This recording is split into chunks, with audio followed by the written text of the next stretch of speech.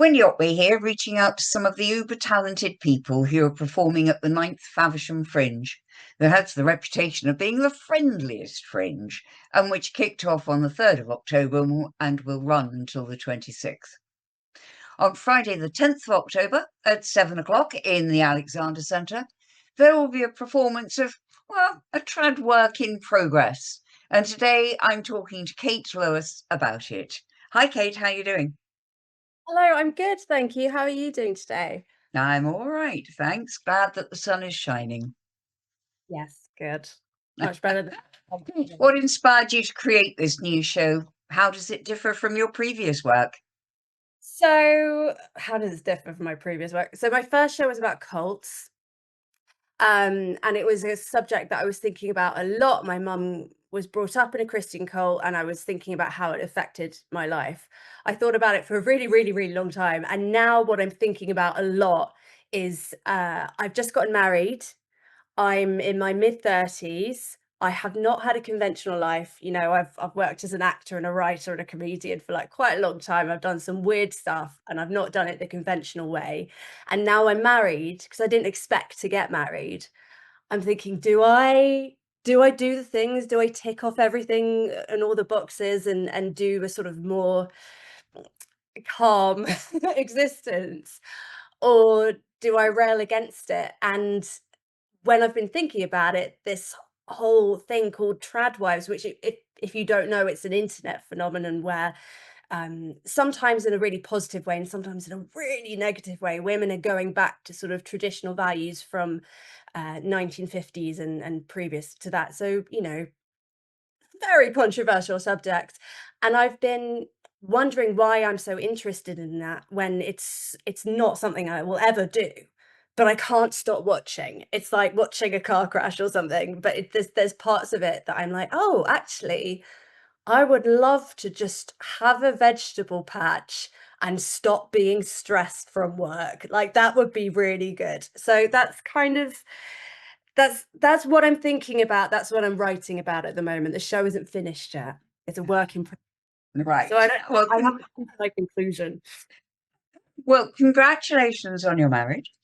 Mm. And interesting to see whether you do adopt some of the trad stuff or whether you just make a brilliant show out of it. Yeah, I might get a vegetable patch. I might get a veg Sure. So, avoiding spoilers, you've told us a bit, but what is your show all about? I mean, just tell me a bit more so that people who don't know what trad is. Well, I talk about what it is. I'm trying to find a way of explaining what it is from all sides. So you've got it basically started with this woman in Cheltenham. Not many people know it, but it started with this woman in Cheltenham who went on maternity leave and realized that when she went back to work, like with many people I know, many people, across the Western world, it wasn't going to be the same. She wasn't going to be given the same opportunity. She'd probably take a pay cut. She wasn't going to be supported as a new mum. And she decided, because she was lucky enough that her husband worked, and made a decent amount, that she would just stay at home and fold napkins and look after the baby. And she was really happy. And she put it on a blog. And then it got adopted by sort of, how do we say, alt-right middle American Christians. And other things got applied to it. So I kind of explore that, and I look back. I've been looking back at sort of other non-traditional wives from history. So I've got a bit that I'm working on about Queen Victoria and Albert, because obviously that's a weird power play in many ways. And then I'm looking at my own life, because that's what it is. Stand up is like reflecting on the world, but also reflecting on you. You can't avoid that. And so I'm thinking about, what do I want to do with all this information? Where do I want to go? So yeah, that's where we're at the moment. So, I think your show is going to resonate with a Faversham audience, but um, are you going to have to work harder with a Faversham audience than anywhere else? You know what? I did my first ever work in progress gentrify. Oh, can I say that? Gentra the I think it was one of the first times I did it, and I wasn't, nobody knew who I was. I went and I did this tiny, lovely room in Faversham, which sold out. and it was just great. And there are still people that came to see that show that interact with me on socials and stuff like that. And so I know, even if whatever's going on with my work in progress, I know I'm gonna have a good time, because it was just such a nice, honestly, it was one of my favorite gigs as a new comedian to do. My solo show was brilliant. So I'm really excited to come back. Brilliant. I'm so pleased that Faversham was so welcoming. So, do you think your audience is going to laugh more than cry? What other emotions are you going to pull out of them? So, lovely question, because I think it's a really exciting time for stand up, where people are sort of creating shows that have a story and have a point, and you're not always going to be laughing.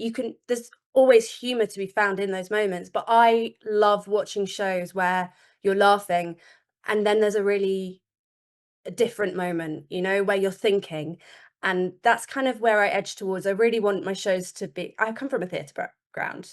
I really want my shows to have a point, and I really want people to not feel like if they're not laughing, then the show isn't working, because I'm adding so many different elements in, and I'm gonna lean into that. But having said that, I do hope they laugh as well. It will be funny, I think.